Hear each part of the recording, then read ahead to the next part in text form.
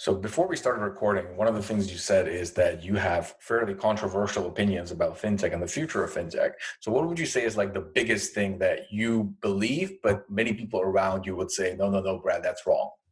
I think there are two things, and let's go right back to the first wave of fintech.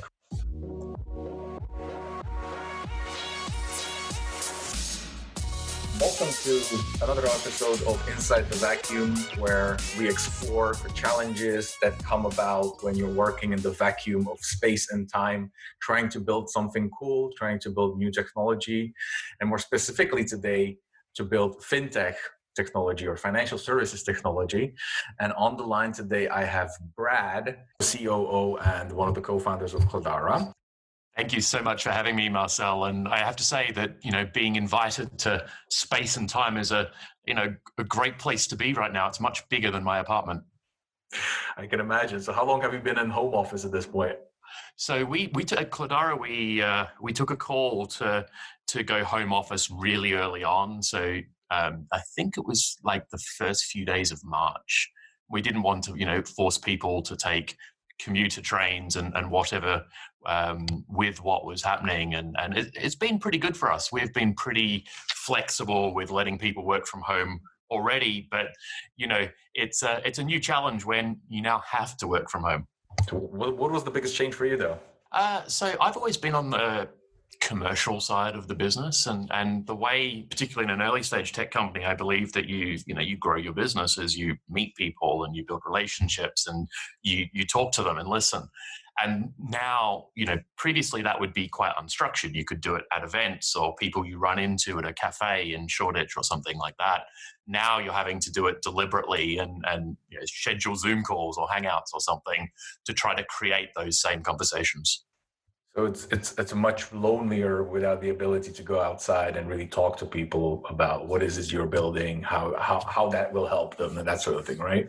I think so, but I also think it's it's coming back, but it's having to be done a lot more deliberately. So since this has started, we've had way more conversations with, other companies in the Techstars or the Anthemis portfolio. We're on portfolio calls with Anthemis maybe 2 or 3 times a week at this point.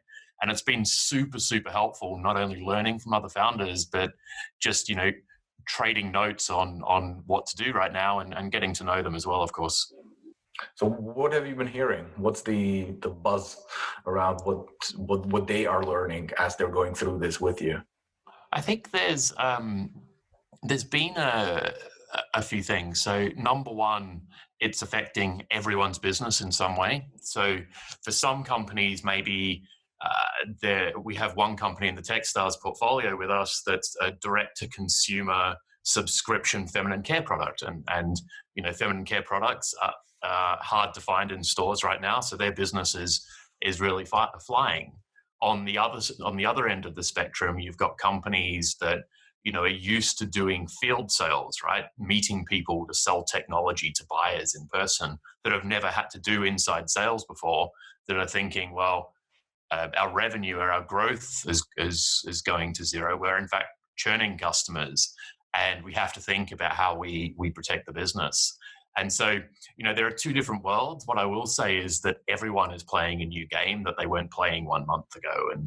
And that's requiring, a lot of really tough decisions in real time, whilst you're in that fog of war, pretty much.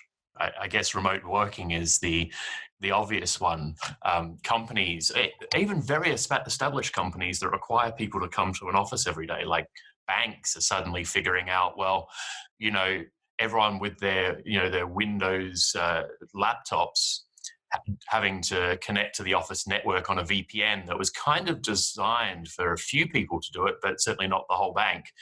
Figuring out that actually, their virtual desktops into their applications that they use to run the business that were built by, the lowest bidder 20 years ago no longer make sense. And on the other side, you've got fintech that are used to operating in the cloud, that have their whole, not only their product and business in the cloud for things like sales, but also their operational processes relying on cloud-based tools, having a real advantage. I've heard of plenty of banks, actually what they found out that working from home is a really wonderful idea, but it's not even the problem of the VPN. Actually, a lot of their staff had desktop machines, right? So how are they working from home right now?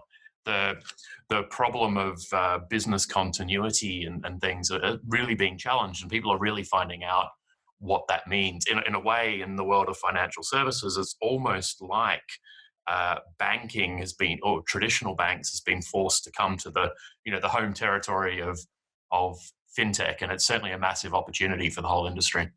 Yeah, I think we're seeing this all over the world as governments are now planning various schemes to help out the population with, surviving quite literally, because they're almost going to be paid for staying at home.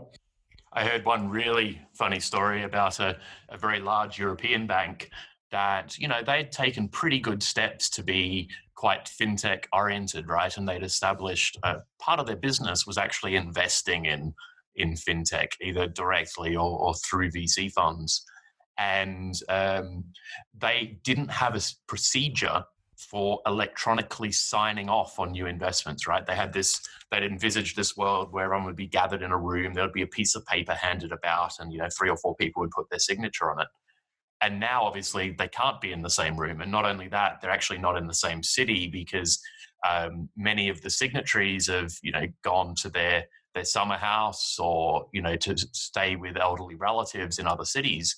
And so you can't even get things signed right now. It's amazing, really incredible. And I think, long term, what founders need to be thinking of, or even, rather right now, right? Like, get out of risk management mode, handle that, but also think about what the long-term changes in the world are, and think about how you can position your business to take advantage of that inflection, that change in behavior, and the new opportunities that are arising. Because I think we're, even though we're all sat in our kitchens and on our sofas and bedrooms right now doing work, actually the world is kind of changing faster than ever in some areas. Absolutely. So, you're now the COO and one of the co-founders of Cledara, but you've had a rich history in fintech. How have you seen sort of fintech change over the past at least the last decade since the last crisis? And where do you think it's going? That's a massive question. I think. I know. I think so.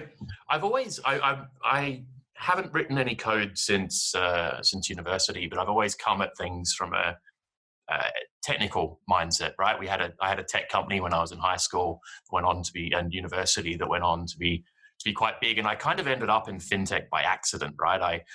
I moved to London just before 2008 crash, and ended up working for a bank. And because I was the tech guy, they tasked me with investing their balance sheet in tech-led financial services. And I have to say that because in 2008, really the word fintech hadn't existed. And I think where things were back then, that was basically about having a traditional business with a website, right? So it's kind of tech-led financial services then was about really your sales channel, right? So instead of having to go to a branch to get a bank account, you could just go to a website and enter some details and do some, maybe even download an app. That would be amazing, right? Do it from your phone. And this created a lot of very interesting businesses. There was a wave of businesses that were all about buying insurance online. In the US, there was, I think it's fair to say, the first ever neobank being Simple that was started, which really, was an amazing idea at the time, and got to applaud the founder for being years ahead of most other people. But if you look at that product, it was really about taking a checking account or current account, and what had been available to you from your bank, maybe through a website or in the branch itself, was put on a different screen, right? It was put on a smaller screen with a different form factor, and you could interact with it by touching rather than talking to a person or using a mouse, but really nothing else changed. And that was interesting, created a lot of great businesses. But I kind of feel like, though, that wave of businesses, buying insurance online, getting a bank account, whether that's Monzo or Revolut or whatever, that's kind of done, right? Those players have all reached feature parity with traditional incumbents. And really, I think their business is about going after younger cohorts of users, right? Because they've got a brightly colored card, they've got some really great positioning, and they've got a process that makes it much easier to sign up. You don't have to go to a bank branch to get a bank account. But I think that place is pretty crowded right now, which is why when you look at how banks are reacting to fintech, actually, I think it's really stupid for the most part, right? There's absolutely no reason in the world that a bank should try to, launch a nice app under a different brand with a brightly colored card. That ship has sailed. You have fun conversations with young people now, right? And I call young people because I feel pretty old, but you talk to a person who's a customer of Monzo, and you say to them, well, why are you using Monzo? Why aren't you using a proper bank? And actually, what one person said to me the other day, which was perfect, it's, yeah, but why do you use Barclays? It's got a worse app. It isn't as nicely designed, and it's harder to sign up for. And hey, my Monzo, which is cool and easy to sign up for, does all the same stuff. So, we're at that point, and banks are fighting kind of yesterday's war by trying to position themselves for that. I think that the second wave that happened was really about digitizing user journeys that were pretty rubbish beyond the bank account. So this is like, as a retail investor, how do I invest in the stock market? And you had the robo advisors come out. You had more tech come into capital markets, and that's been the second wave. We're not as well developed in that. I think there's opportunities for new winners there. But what I'm really excited about is what I call the third wave of fintech, and to borrow a term from Anthemis, one of Cledara's investors, it's really about embedded finance, right? So thinking about it, if you think of just the world of business, right? The beginning or end of any business interaction is a payment, right? You buy something and therefore you want support for it. You have a sales conversation that results in a payment. And so payment and banking is really inherent in a very high percentage of interactions we have. And if you think about that, if you're in some sort of environment, either physical or digital, why, if you're having that reaction, do you need to come out of the environment you're in, the app or the video chat or whatever, to go into a different place, your banking app, to finish that user journey? Why couldn't they all be in one place? And it's even harder in B2B because actually it's not everyone in the business that has access to a way to pay, right? Usually you have procurement teams that have to approve things, or you have finance teams that hold the bank account. So there's friction in every single business journey because banking and payment is separated from what you're trying to achieve. We've started to see some great examples of this in consumer, right? There's the classic example of Uber where, you book a taxi using the app on your phone, and you get into the taxi, you get out, and that's it. Somewhere along the way, a payment happened.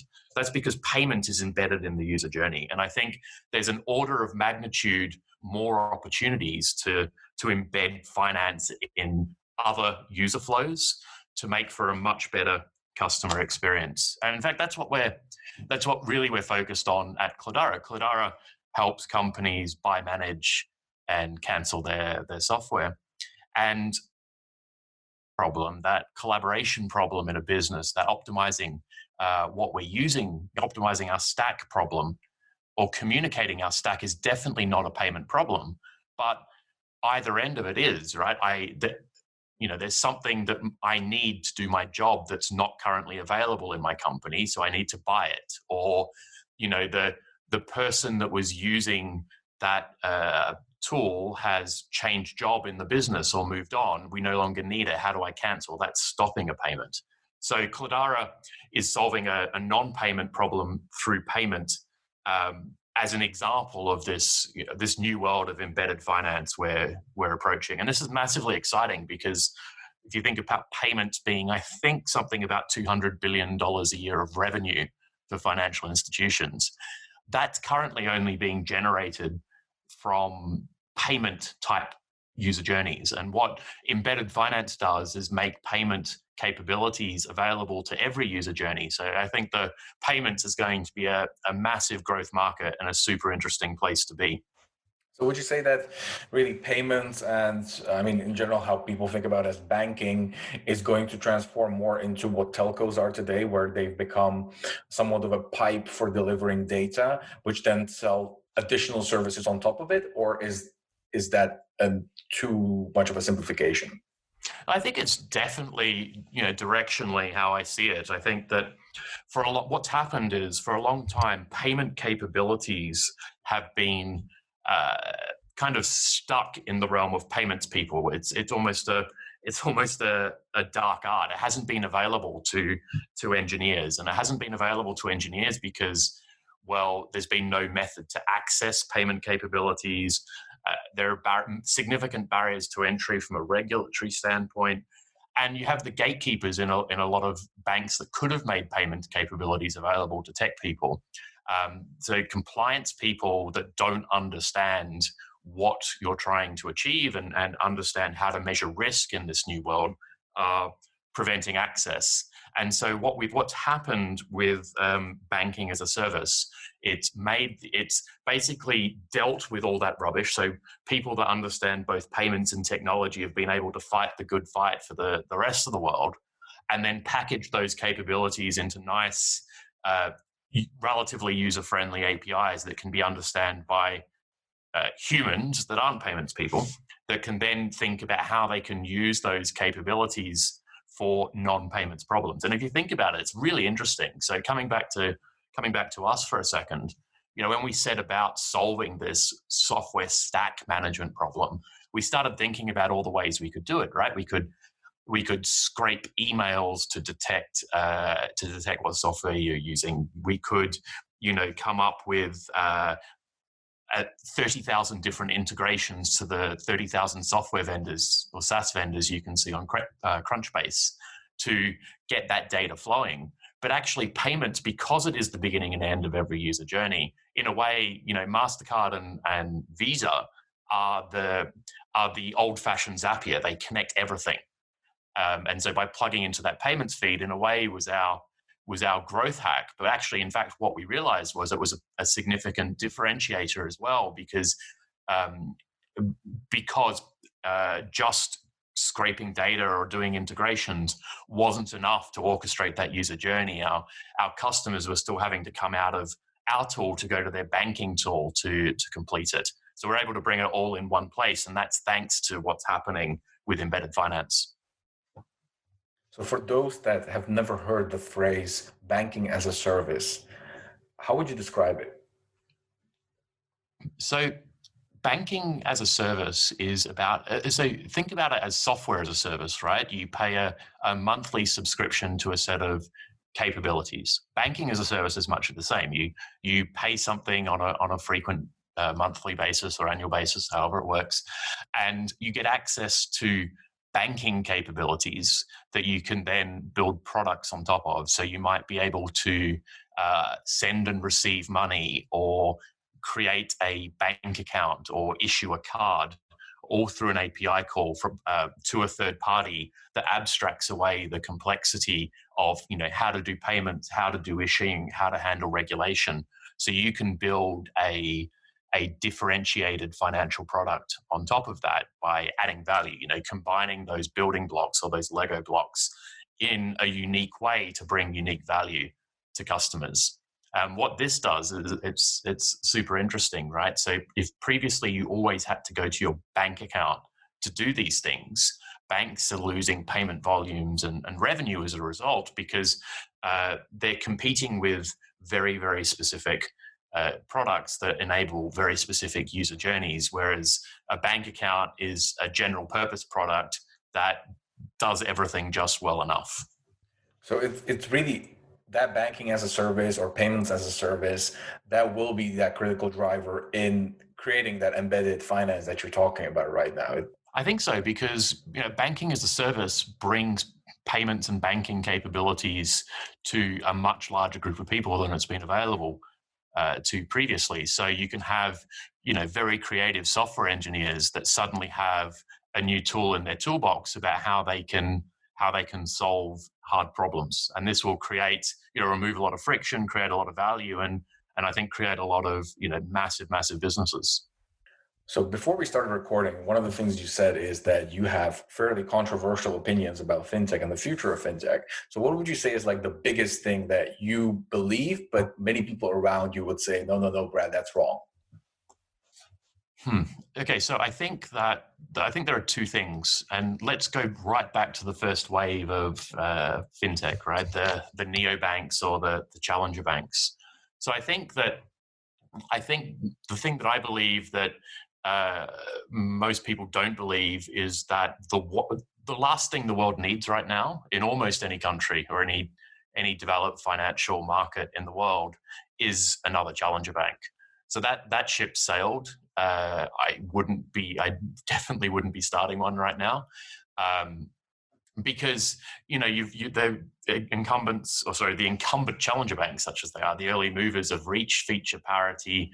It's a very commoditized product, and with embedded finance and banking as a service, those capabilities that you need to build those products are almost completely commoditized, right? So there's almost nothing long-term defensible there except brand, and brand is driven by marketing, and marketing is driven by cost of capital, and therefore the biggest companies already have the best access to capital in the challenger bank fintech space, and therefore competing with them is going to be extraordinarily difficult and a losing game.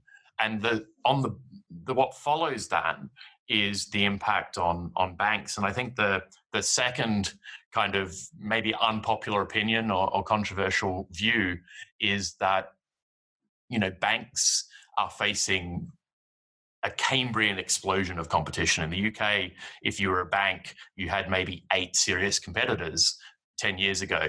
Now you have infinite, right? And not only are they infinite, but each of them are targeting just one product you have. And they're becoming expert in it. And not only becoming expert in it, they're becoming really good at messaging around it, positioning around it, which means that each of your competitors are going to be way better and more focused than you at getting that top search result in Google, which is how people discover financial products now. They go to Google first. They don't go to their bank branch. And so banks are not only losing their highest margin business, they're fighting asymmetric competition with people that are much better at competing in this new digital economy. And they're losing their customer acquisition channels as well at the same time. So I think what will follow is banks will be forced to become that telephone company, that utility that you described, because that's where the remaining barriers to entry stop that asymmetric competition, right? There's still regulation. The Bank of England still won't, give that many companies access to clearing of payments directly. And so you're still going to need an intermediary somewhere in your stack. That's one source of competitive advantage, and perhaps also banks' balance sheet and their cost of capital give them a defensibility. So perhaps capital as a service for banks can become a thing. But what that means is, if you're a bank with a massive branch infrastructure, it's probably pretty soon useless for you. And it's it's going to be something that you need to close because it's going to be a cost center and not a revenue center anymore. And so the result of that is the banks that react slowest to that will be the ones that probably won't make it. And I can challenge you this. Like, do you have an iPhone with you? Yes, I do. Do you know how to navigate to the Screen Time app? The screen time, well, yes, by searching for it. Yeah. So if you look at Screen Time, and you can see which applications you spend time with on your phone, and I bet you when you look, the amount of time you spend on your phone, probably less than 1% of it is going to be in your banking app, right? Absolutely. It's a lot of Zoom right now. A lot of Zoom right now, right? So yeah. the high street branch, the bank branch, was about putting banking where people are. People aren't on the high street anymore. They're buying on Amazon, and they're on the internet, and they're on their mobile phone, and they're not going to their banking app, right? So you're going to Zoom. I bet you've got WhatsApp up there as well, probably Slack. This is places. It's like you're reading my screen right now. and so this is what embedded finance is all about. It's about bringing the banking and payment capabilities and things you need to solve for as a consumer or business to the places where you actually are, rather than traditional banks forcing you to go to them. And that's why they're in really a world of trouble. Yeah, so I mean, if we look at the telco world, like we've seen exactly what you've talked about with actual branches, right? So most branches were canceled. The ones that still exist are usually in larger malls or larger places where there's high traffic. And those branches or stores have actually converted more into like experiences. So they showcase like games consoles, TVs, laptops, tablets, and it's almost like another Apple store in some of them. I think this is an interesting question. So I know pretty well a guy by the name of Tim Coby, who was the guy who actually reported to Steve Jobs at Apple, who came up with the concept and the design of the Apple Store, and now he advises like car companies and banks and telcos about how they can conceptualize their physical spaces to be useful. And one common topic of conversation on the few occasions where we get to meet is about what banks do with their branches, right? And there's a great example of in Spain, right? So you've got a bank called Caixa, which is the biggest bank in Catalonia and maybe the third or fourth biggest bank in Spain. And they're actually the biggest retailer of Samsung products in the country. Why is that? Well, now, because people don't need to go to their bank branch anymore. Bank branches need to monetize in other ways. And so they've given KPIs to their bank branch staff and managers and tellers and so on. You have to sell this many TVs or mobile phones this week, obviously bundled with a loan to help you, pay for it in monthly installments. But think about that, right? That user journey. As a person who is going to buy, let's say, a television, right? There are different sizes, there are different resolutions, there are different connectors at the back, there are different, effective operating systems on them. Maybe they've got Netflix embedded. What does a person who's trained about, financial regulation and how to serve customers in a financial setting know about the optimal television to plug into your sound system? Right, they don't, and they don't even have the televisions in the branches for you to look at.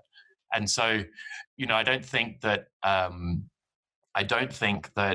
banks have the right. They haven't earned the right to do that type of activity. And I think really it's kind of a desperate attempt to monetize their retail space. In fact, as I understand, Caixa even has a retail sales per square foot KPI that they track for their branch network, which makes absolutely no sense. And so I think that banks are figuring out what to do with their branch space, mostly because it's either on long leases or it's politically challenging for them to close their branch networks, as there are some older or vulnerable people that rely on it. But from a commercial perspective, it's going to be hard to justify, and I'm really yet to see anywhere in the world a bank that has actually found a good way to repurpose their space through a showroom or some other concept. Yes, because it's very natural for a telco company to be selling phones, and then it's not a large stretch going to tablets, and while you're at tablets, well, you might as well sell a laptop, and a laptop is basically a small TV. So you can sort of expand that idea. If you're having TV, you're actually selling TV services as well. It sort of all fits together. But if you're doing with a bank, it's like it's harder to sort of justify or explain that, right? That's probably why sort of the embedded finance. So it's rather than the bank going. It's just you going into the bank is actually the bank being embedded in those other stores, right? That's probably a more. And I think. Yeah, go ahead. Sorry for interrupting. I think the I think the banks also need to think about the risk they're incurring. In the UK, they were fined significantly, billions and billions for mis-selling insurance. Given what we know about the types of people that still go to bank branches today, having someone that doesn't know anything about consumer electronics sell something to somebody that also knows nothing about consumer electronics but was there to check on their bank account balance seems to be a massive opportunity for mis-selling, especially as being bundled with a loan, and often those loans are not very low interest rates either. I mean, I can imagine, banks offering point of sale loans and those sorts of things already as part of other networks. You walk into an Apple store, you can get the product in installments as opposed to get it in one go, and you could be using a financial institution of some kind to finance that loan or to give you a credit card or something like that. But that has been happening for years, right? That's not something new. It was just a channel for acquiring new customers, right? Exactly, and I think it has to be really be about adding value rather than just acquiring customers. And this is I think the great advantage of fintech. You live and you die on your understanding of your customers, the problems you solve, and your ability to execute on them. And so as we think about opportunities for fintech that come out of what's happening right now with coronavirus, it's super interesting to think about, asking the question, which parts of fintech are, disadvantaged right now and perhaps permanently disadvantaged, and which ones are advantaged and perhaps permanently advantaged because of, changing customer behaviors. And there I think about, companies like WageStream or Trezio that are helping people get access to their salaries a little bit earlier, or their government furlough checks a little bit earlier. And I think it's thinking about those types of things, and where innovation can be brought to bear to solve real problems, is really creating value, as against bundling finance with a television when you go to check your bank account balance. Is there something sort of in the years that you've been working in this space that you wish you would have known that would really help out somebody who's now just sort of interested in it or starting to get into it, but they should really know right out of the gate? I think, the thing about fintech is that it's the application of technology to a particular vertical, being, different parts of financial services. And so therefore, I think, if you're a prospective founder in the fintech space, really a lot of the same rules apply to you as being a founder of a social media company or a collaboration tool company or whatever. And that's really, you've got to, get out of your office. Maybe it's not possible right now, but as soon as you can, talk to people, talk to prospective customers, understand their problems. And, every moment that's, as I think Paul Graham says, every moment that's not spent talking to customers or building product is wasted time. So that would be the number one thing I would say. And then the other thing I would say is, particularly for European founders, is a challenge to always think bigger and be more aggressive. I think the number one thing that I learned looking at a company like Revolut is that, I really think they brought the West Coast Silicon Valley playbook to Europe, and as a result won, right? They didn't care about what their unit economics were right away. They were happy to give FX for free early on, because that meant that they could drive home their value proposition and acquire customers. And so, don't get caught up in unit economics early on. Think about how you can solve a problem for customers, how you can get more customers, and how you can keep talking to them to solve a problem they really, really care about. And then you'll be able to grow. And it's not about necessarily growing into growth. You need to understand, specifically how your business changes at different levels of scale. And that's certainly possible with payments and fintech. We're lucky that we get to monetize in in other ways through things like interchange or spread on interest or whatever. And so, thinking about how you can be more aggressive to win is really key. But that counts for both fintech and regular tech startups. You mentioned Paul Graham's sort of idea you should be talking to customers or building the product, nothing else. So is there something in many of your previous roles where you talked to a customer and suddenly realized, oh no, we've been thinking about this absolutely incorrectly or wrong in a major way? Can you remember a point in time in the past when that happened? I would love to have a controversial answer for you for that, but I think that what's important is not, say, hey, we've been in our dark room building product. Next month we're going to go talk to customers, and then you talk to customers.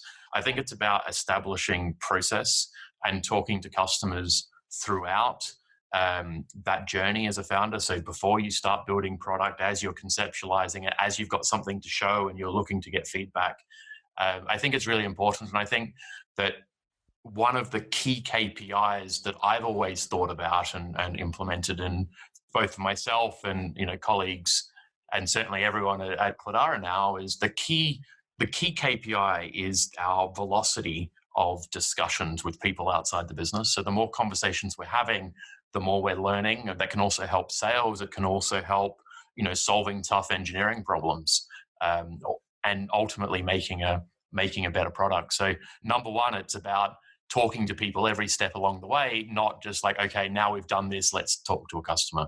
And that way you avoid those big shocks. I think one interesting area about talking to customers is where when you've got a product where there's no existing analog, right? You're creating, in a way, a new vertical or a new market.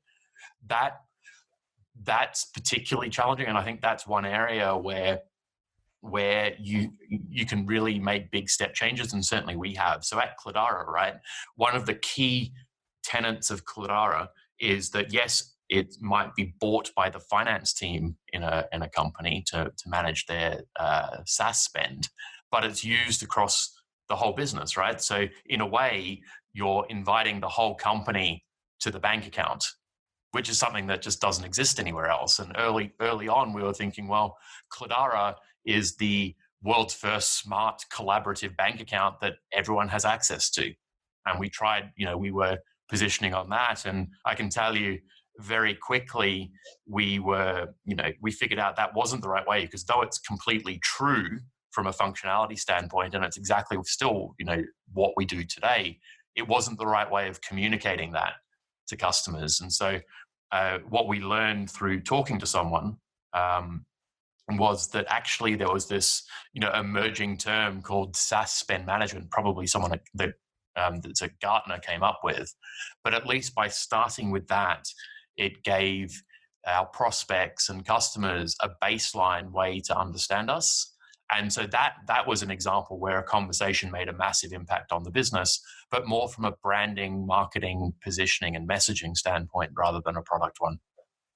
That's interesting. So basically, we don't always know what we feel. We understand what it is that we're selling, but it's really our customers, after understanding it, that tell us how it helps them, why they want to use it, and why that helps, why it helps them succeed more than before. Exactly. And the challenge is, how you package that into 5 or 6 words max. So you've got a baseline for a conversation with someone, with a reasonable chance that you start out with a similar set of assumptions. We've been talking about many different topics around fintech. Is there something that you're now curious about, or area of either fintech or maybe the emerging blockchain and crypto market? Is there something that you're curious about that you're planning on exploring, or that you have started to explore that you can tell us about? That's a good question. I think that blockchain and maybe that's another sort of unpopular opinion, but I've never quite bought into any of them. I think, blockchain is a very expensive, slow database. And in fact, most problems solved by blockchain can be better solved by a database. especially as, a private blockchain, you're trusting someone to run anyway, so you don't really have the same decentralized thing. And if you think about the economic incentive for hacking Bitcoin or whatever, no one's managed that despite there being an enormous prize for doing so. Probably the one use case where it's interesting is where you require that level of security for something, and you can take the cost and the low speed of it. In terms of what we're looking at exploring, I think I'm super focused on Cledara and thinking about how we can enable businesses to be great. Right, we have in our toolbox literally everything available to financial services, right? Payments and potentially lending and digital onboarding and FX and everything else that exists because this is the business we know, and we constantly challenging ourselves and talking to our customers to think about how they can be combined in new ways to bring value. And I think really that's what I'm most excited about other companies doing as well, right? How can we combine those building blocks as a fintech community into new things to solve new problems and unlock new value for the world and people and make the world a better place. Speaking of making the world a better place, if you had the opportunity to put up a massive billboard in your hometown, what would you put on that billboard? So can I have two billboards? Well, let's imagine a fictitious hometown where there are only other founders. I would put like growth cures all. Like no matter what's going wrong, if you can keep growing, life can, you can cover up a lot of other problems, or you can survive a lot of other problems. But no, seriously, I think in my hometown, one thing that's really resonated with me over probably the last 7-8 years is the idea of give first. So I definitely just put give first on the billboard. And this comes actually from the Techstars community. Their ethos is to always give first. And that's the way they express it. And what that means is, you have empathy, you're a member of a community, and you want to contribute to that community without any expectation of getting anything back ever. And by being part of a community like that, it becomes super powerful, right? You can make the world a better place if you all give without the expectation of receiving, because you can help people in ways that they wouldn't be able to help themselves. And, maybe down the line, someone helps you too, and that's great, but it's not the objective. And I'd say that this is probably one of the key reasons why London emerged as the fintech hub of Europe and perhaps the world, because Techstars, they set up their first accelerator outside of the US in London, and it was a fintech accelerator.